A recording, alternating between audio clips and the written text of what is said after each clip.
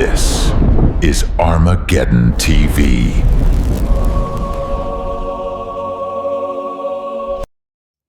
What's up? This your main man, Mikey Jukes, coming back one more time with Armageddon TV. So today I want to talk about 2009. That was a very pivotal point in my life. I was throwing parties at a club called Ultra nightclub in, it's like Naples, Bonita Springs area in Southwest Florida. It was going pretty well. We was having like 1,000 people showing up a night. We were filming it. We were doing entertainment competitions where, local artists could perform musical acts, and we would film it and put it on TV on the WB, which is now the CW in Southwest Florida. And after a while, it started seeming like we were getting cheated because the owner of the club was telling us that we weren't making enough money. There's always a problem with the owner of the club in those days. And, it was because of my disobedience. I shouldn't have been throwing them parties in the first place. But that's part of my story of the disobedience of, dipping and dabbing in secular entertainment, pursuits. So, we wound up leaving that club alone. And I started seeing 11:11 all the time, right around this time. And so I ended up going back to Illinois to visit my parents. And my grandmother was living at that time, so that was a good thing. Got a chance to spend time with my grandmother, who was very important to me. Got a chance to see my mother and my father, and decided to stick around for a while. I stuck around for almost a year, about a year, almost a year. So almost a year, not quite, maybe about 6, 7, 8 months or so. And during that period of time, the disobedience was continuing. And so God stepped in. God stepped in a real powerful way. It started with dreams. So I started having dreams. And I didn't know nothing about artificial intelligence at this time. But I started hearing, like, I would be sleeping, I would hear a word in my dream. And I would wake up and I would be like, what does that mean? And so I would go Google it, and it would open up something, and then the rabbit hole would go deeper and deeper and deeper until, before I know it, I was reading about the technological singularity, artificial intelligence, the gray goo theory with if nanotechnology goes crazy, all of these end of the world scenarios related to technology. And so I didn't know nothing about this prior to this experience. And so over a period of time, I kept having dreams, hearing words, going to the computer, Googling or whatever I was doing, using whatever search engine available at that time, and finding more information about it. And the rabbit hole kept getting deeper and deeper and deeper until, before you know it, I became convinced that this is going to be the thing that's going to bring about the end of the world. It's pretty wild. It's pretty wild. That's how it happened too. It wasn't nobody who came and talked to me or told me about it, or, some type of educational video that brought me up on it. It happened just like that. And I remember one day I had this real wild dream, and this is where God told me to start looking up information, other information. So I had a dream. I was in my room, and I was laying on the bed, and I was looking at the wall, and I started blowing like and at the wall, and like fire came out of my mouth, and the paint on the wall started peeling like it was setting on fire. And I woke up and I was like, whoa, what was that? And I walked out of my room. I was going to tell my mother about the dream. I was trying to tell her about it, but she was kind of very disinterested at that time. She was asleep. So I walked in my grandmother's room, and it was something strange. She had on this head wrap that I had never seen before. It was like a head wrap, and it had 12 jewels on it. And I remember looking at it, and I said, Grandma, can I count that? How many jewels you got on there? She said, I don't know. So I counted it, and it was 12. I said, where'd you get that from? She said my auntie had gave it to her. And I was like, that is interesting.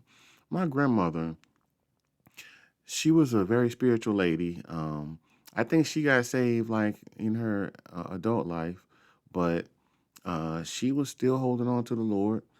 She couldn't walk, so she had to keep her feet elevated on like a recliner or whatever she could put her feet up on, but they had to stay elevated all the time. Her legs were swole. She couldn't walk.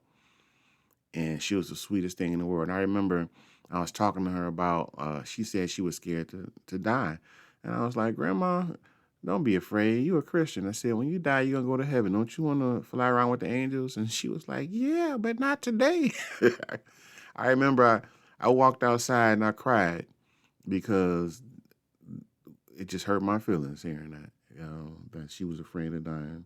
And she was like 90-something years old. My grandmother lived to be 90-something years old. But God started telling me, look up your name. So I never knew the meaning of my name. So I looked up Stephen. I looked up Michael. I looked up Jennings. Stephen meant crown or crowned one. Michael was like a question, who was like God. And Jennings was a derivative of John, which means the gift of God. So I was like, oh, that's pretty interesting. So I was like, I had prayed to God before that I wanted to be his prophet and his man.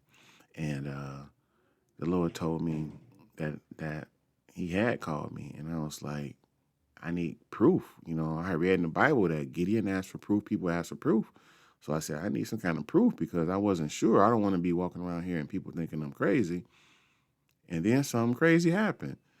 He said, look up your birthday in the Bible. And I was like, well, what chapter, what book would that be in? I'm thinking. And then it was like the Spirit said to me, the book that most closely relates to your time. So I said, that's Revelations. So I go to Revelations. I said, well, December the 2nd, that's my birthday. Revelations 12, chapter 2.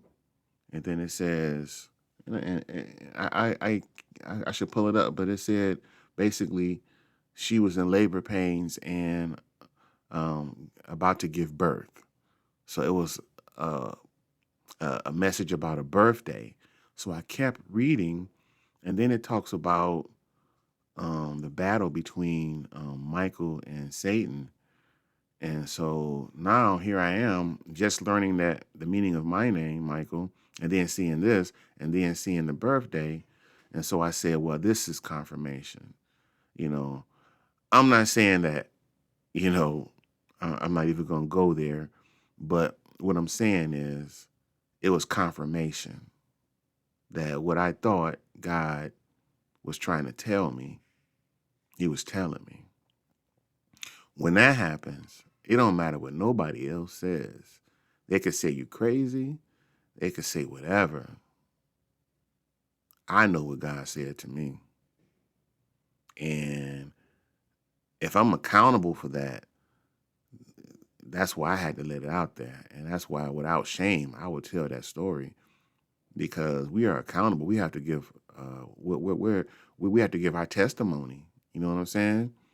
Because we're saved by the blood of the Lamb and by the word of our testimony. And we did not love our lives unto death. And that's like the story of my life. So I was like, you know what? I'm going to tell it.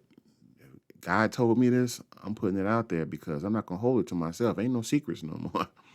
So that's what happened in 2009. I remember, and then I had the reawakening because I was listening to a lot of disco and jazz and gospel and stuff, but more disco and jazz at this moment in history. And I remember I was listening to a song about Earth, Wind, and Fire, and the Lord spoke to me through this song. It's called Love Holiday, I believe. And it said, do you mind if I hug, if I kiss, if I hold you tight? In the morning light. Oh, I don't even know the words really. Do you mind if I look in your eyes till I'm hypnotized and I lose my pride? Oh, and when I heard that part, I started crying. I lost my pride. It was a pride thing going on. I don't know, man. I don't know what it was, but I lost my pride and I started worshiping God. Like, Lord, I'm sorry. I know I'm doing wrong. I know I'm doing wrong.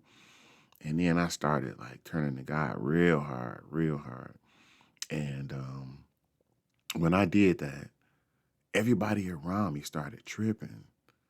I mean, tripping. Like, for any reason. Like, the repo man came and took my car. My mother told me I had to leave. And before I knew it, I had to leave. I was on a train headed to Albuquerque, New Mexico to see my son because he was living there with his mom at that time. He used to move back and forth between her and me every couple years. And so I wanted to go see him. And so I was trying to go there, tried to see him. That didn't work out. Wound up back in Florida. And that's how 2009 and 2010 went. So, I mean, I've had all these like crazy encounters.